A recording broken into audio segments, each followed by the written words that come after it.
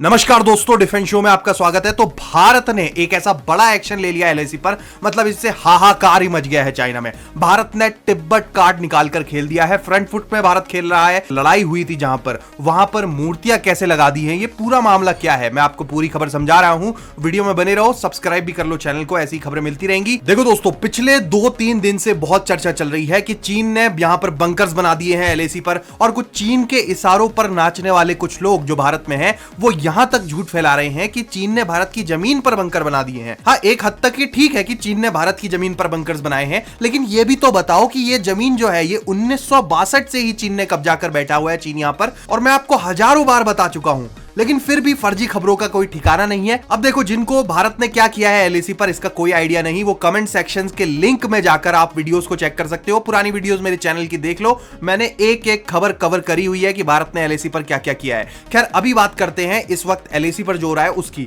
देखो, मैंने आपको बताया था कि भारत ने तिब्बत वाला जो मुद्दा है उस पर फ्रंट फुट में आकर खेलना शुरू कर दिया है। कुछ ऐसी खबरें आ रही थी कि चीन के कब्जाए हुए तिब्बत के शहरों के नाम भारत बदलने जा रहा है, और उसके बाद अमेरिका का एक डेलीगेशन भारत आया था, दलाई लामा से भी मिले थे। तो क्या हुआ है कि दो ऐसी लोकेशंस है एलएसी पर, वैसे तो बहुत सारी लोकेशंस है, लेकिन दो ऐसी मुख्य लोकेशंस है जहां पर भारत ने ऑलरेडी ये काम कर दिया है। काम क्या किया है, देखो, लुकुंग और चुसुल, ये दो ऐसी जगह हैं एलएसी पर जहां पर 1962 में भीषण लड़ाई हुई है, और अक्सर यहां पर हमारे बीच तनाव भी होता है। तो इन दो लोकेशंस पर, जहां पर 62 में युद्ध हुआ था, यहां पर लड़ाई हुई थी, खैर हम इस युद्ध में हार गए थे, लेकिन ये जो दो लोकेशन है ये हमने बचा ली थी। तो यहां पर हमने मूर्तियां स्थापित कर दी हैं। अब आप कहोगे कि उसमें कौन सी बड़ी बात है। देखो, बात यह है कि ये जो मूर्ति है, ये है भगवान बुद्ध की। जी हां, भगवान बुद्ध, जिनकी इन्फ्लुएंस पूरे के पूरे तिब्बत रीजन पर है, और सबसे ज्यादा अगर भगवान बुद्ध से कोई चिढ़ता है तो वो चीन के कम्युनिस्ट हैं। जी हां, एक तरह से सिंबोलिज्म है ये। तिब्बत को भगवान बुद्ध से जोड़कर देखा जाता है, क्योंकि यहां पर बौद्ध धर्म के सबसे ज्यादा अनुयायी रहते थे।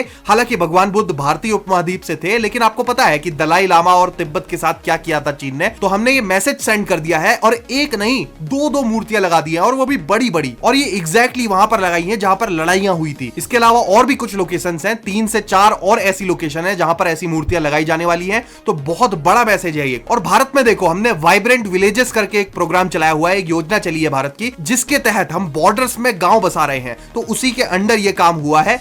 इससे क्या होगा, देखो, बॉर्डर्स पर यहां पर एक तरह से मूर्तियां वगैरह जो हैं, ये टूरिस्ट अट्रैक्शन का भी काम करेंगी। तो बॉर्डर पर जो हम गांव बसा रहे हैं, वहां की इकोनॉमी भी इससे चलेगी, रोजगार भी मिलेगा, क्योंकि टूरिस्ट आएगा तो इससे हमारे बॉर्डर्स और सुरक्षित भी होंगे, और यहां पर जो लोग रह रहे हैं, जो हम गांव बसा रहे हैं, उनका भी जो खर्चा पानी है वो इससे चलेगा। और ये जो वाइब्रेंट विलेजेस वाला प्रोग्राम है, जिसमें हम भारत के जो बॉर्डर्स पे गांव खाली हो चुके हैं या जहां पर गांव नहीं है, उनको हम वापस से बसा रहे हैं, ये प्रोग्राम काफी अच्छा चल रहा है, काफी अच्छी प्रोग्रेस दिखी है इसमें। और भारत ने डिसाइड किया है कि हम अरुणाचल प्रदेश में से जो हमारा बॉर्डर लगता है, वहां पर भी और ज्यादा गांव बनाएंगे अरुणाचल में। हालांकि ऑलरेडी वहां पर कई गांव बस चुके हैं हमारे भारत की ओर से, लेकिन और तेजी से और ज्यादा संख्या में गांव बसाने जा रहा है भारत, क्योंकि अरुणाचल भी एक हॉटस्पॉट बना हुआ है जहां से चीन घुसपैठ की कोशिश करता है। तो वहां पर हम और गति देने वाले हैं वाइब्रेंट विलेजेस वाली योजना को। तो इसी के तहत जहां पर 62 में युद्ध हुआ था, ऐसी जगहों पर हमने भगवान बुद्ध की मूर्तियां लगा दी हैं। सीधा संदेश दिया है, यहां पर तिब्बत के लोग भी इसको देख रहे हैं। इस खबर को पूरी दुनिया में कवर किया जा रहा है, आप मीडिया की कवरेज देख सकते हो इस पर। तो ये बहुत बड़ा मैसेज है। इसके अलावा जो भारतीय सेना ऑन ग्राउंड काम कर रही है, ये तो एक सिंबोलिज्म हो गया। जो ऑन ग्राउंड हमने काम किया है, उसकी वीडियोस आप चेक करना। बाकी बताओ, आप क्या कहना चाहोगे इसके बारे में, कमेंट सेक्शन में लिख दो, और ऐसी खबरों के लिए इस चैनल को सब्सक्राइब भी कर लो। जय हिंद, वंदे मातरम।